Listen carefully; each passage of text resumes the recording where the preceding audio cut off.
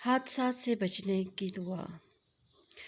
ایک شخص حضرت ابو درداء رضی اللہ تعالیٰ عنہ کی خدمت میں حاضر ہوا اور اس نے عرض کیا کہ آپ کا مکان جل رہا ہے۔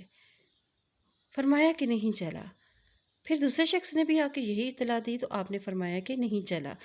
اسی طرح تیسرے آدمی نے بھی آ کے یہی خبر دی تو آپ نے فرمایا کہ نہیں جلا۔ پھر ایک شخص نے آ کر اطلاع دی کہ اے ابو درداء، آپ کہ آگ کے شرارے جو ہیں وہ بہت بلند ہوئے، مگر جب آپ کے مکان تک پہنچی تو وہ آگ بجھ گئی۔ اس پر حضرت ابو درداء رضی اللہ تعالیٰ عنہ نے فرمایا کہ مجھے معلوم تھا کہ اللہ پاک ایسا نہیں کریں گے، وہ میرا مکان نہیں جلے گا، کیونکہ میں نے نبی پاک صلی اللہ علیہ وآلہ وسلم سے سنا ہے کہ جو شخص صبح کے وقت ان کلمات کو پڑھ لے گا تو وہ شام تک اس سے کوئی مصیبت نہیں پہنچے گی، اسی لیے میں نے صبح یہ کلمات پڑھ لیے تھے۔